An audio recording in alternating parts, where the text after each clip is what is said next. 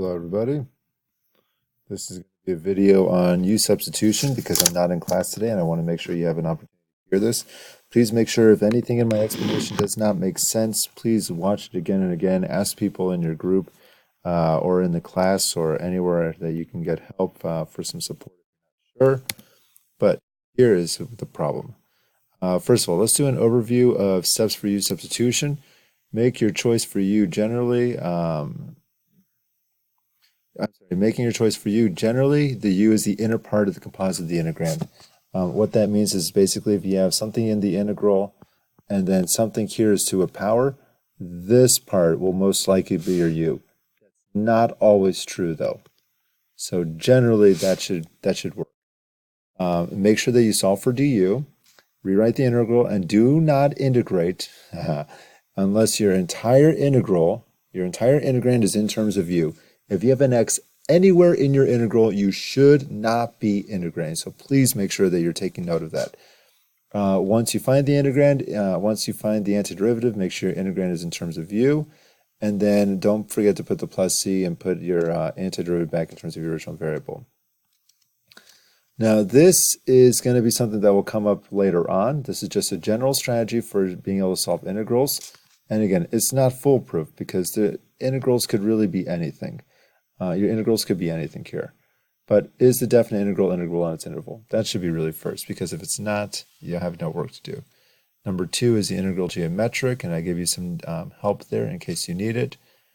And then please note, U substitution should kind of be a last resort for this stuff, because it's tricky. It's kind of cumbersome to do.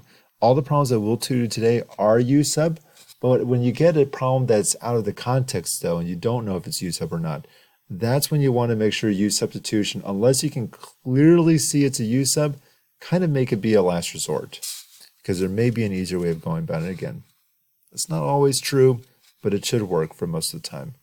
You do have some final pieces of advice here. Please note that every integral is different. So try not to, again, just get these kind of rules in your head about how you should proceed with it. The more problems you practice, the more you'll see the variation in the techniques that you need to use. I gave you this website here called symbolab.com, which is a great resource that I think will even show you the steps that you need to use to solve the answer. Something that might be helpful, but sometimes the steps are unclear. Your calculator does definite integrals, as we've practiced in class, and Desmos. Desmos is great.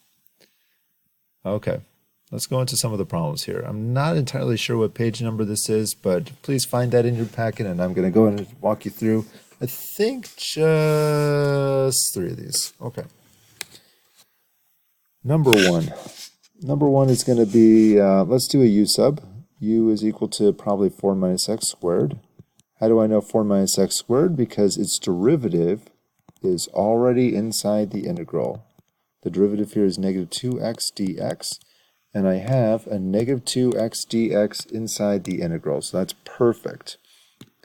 When I rewrite the integral, and this is going to be very important, I am not putting the limits of integration yet.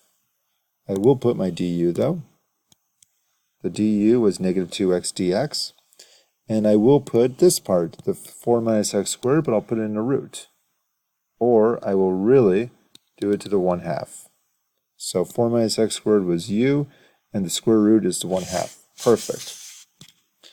A long time ago, I told you to write down that x equals 0 and x equals 2. This works because my integral is in terms of x. Great.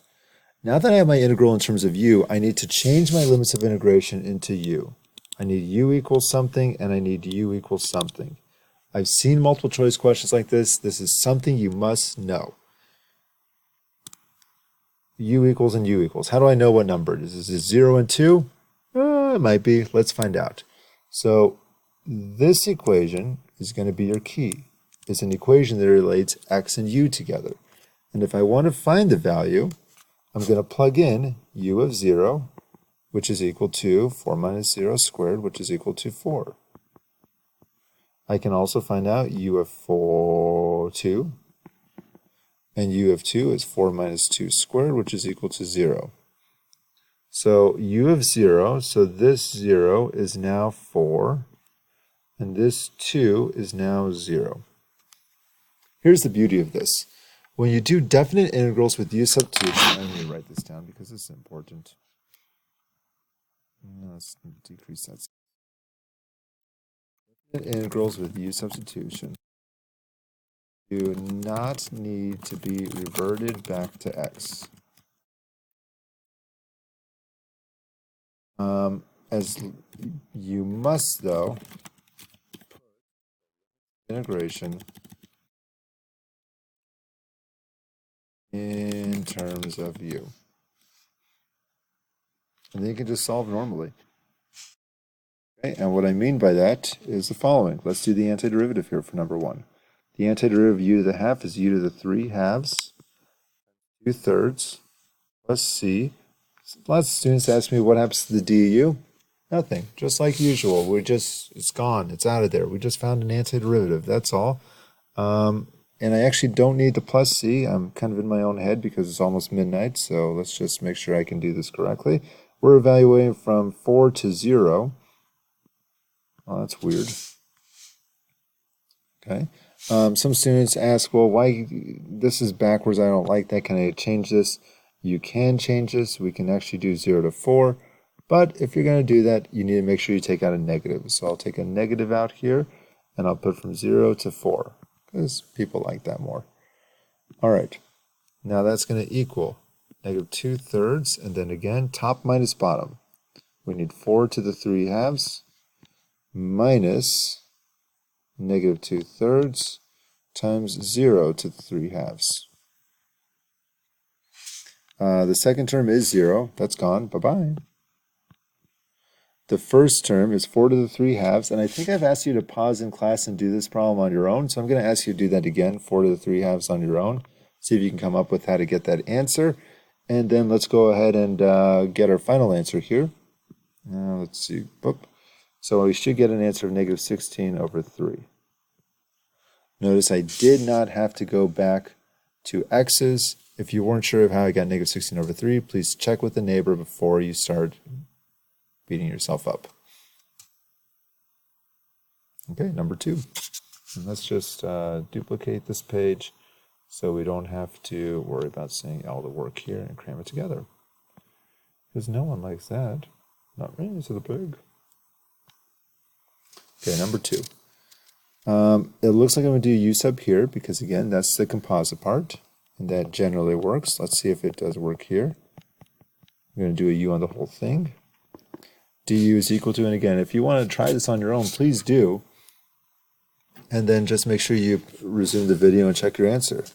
Let's do 2x plus 2, and all of that is a dx.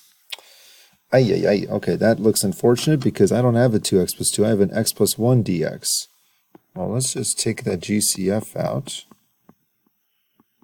Oh, there it is, an x plus 1 and a dx right there. I do have this 2 in front, so one thing that I'm going to have to do when I rewrite my integrals, I'm going to have to compensate for that 2. So I could put a 2 here, but I have to divide by 2 as well. So put a 1/2 out in front.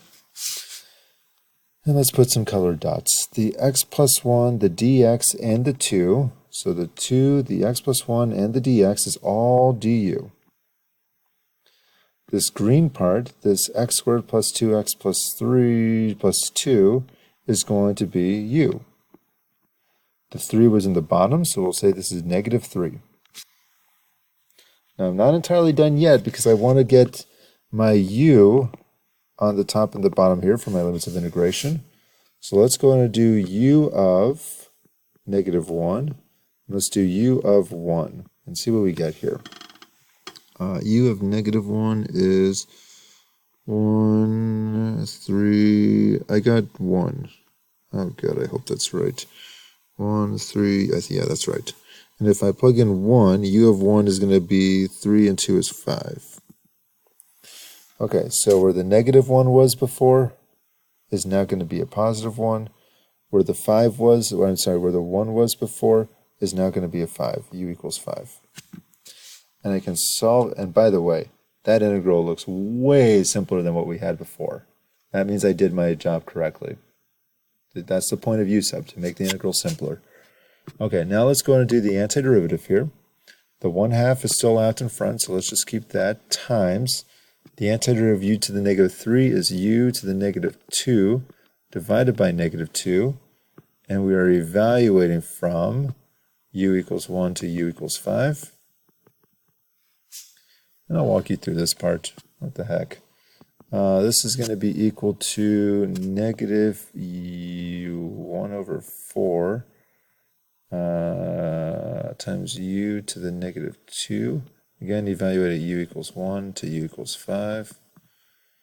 And then we'll do negative 1/4 times, 1 over 25 minus 1. I think that's right. I hope that's right. If it's not right, you'll tell me in class and I'll get yelled at. Negative 1 over 4, 1 over 25 minus 1, that's, just simplify the fractions here.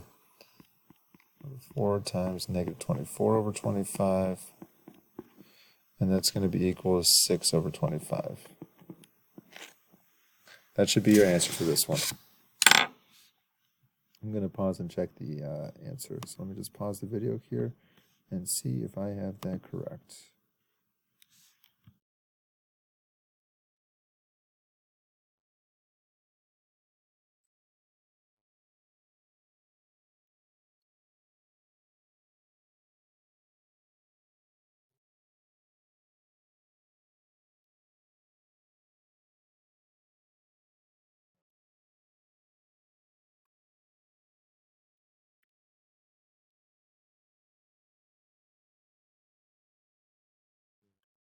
Two.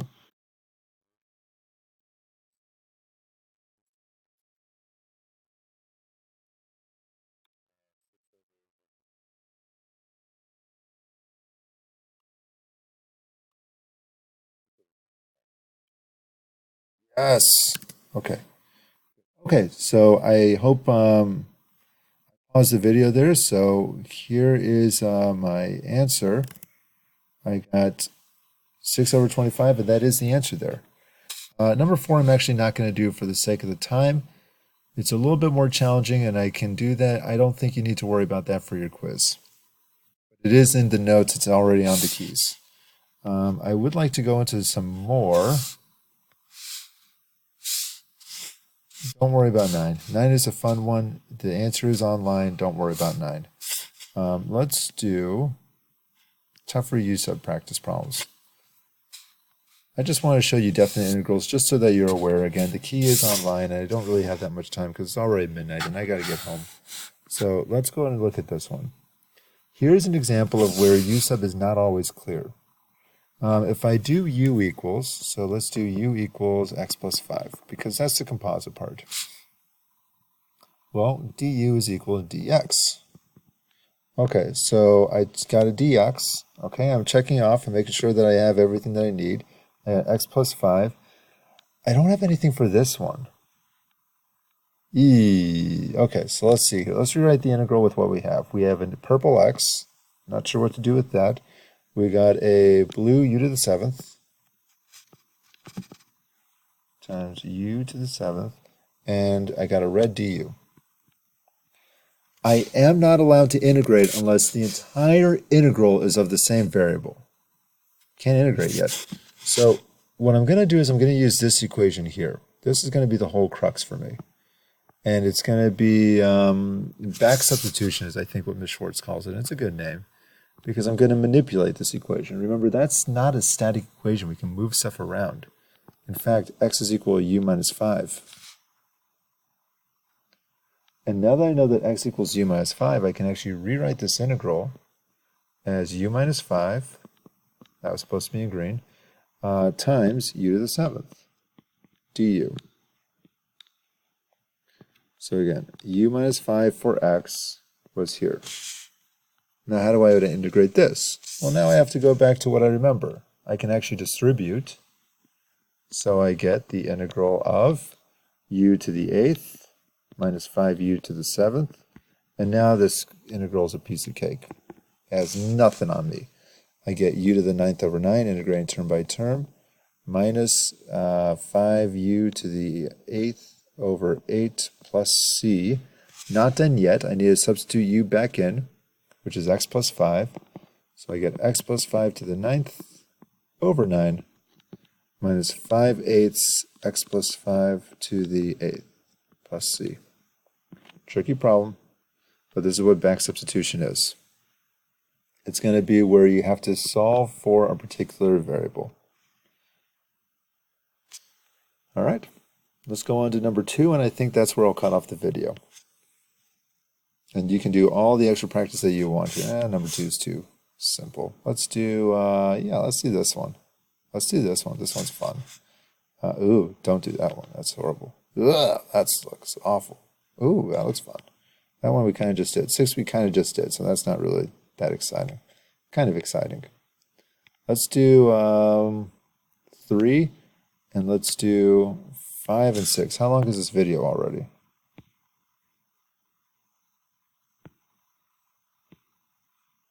Uh-oh.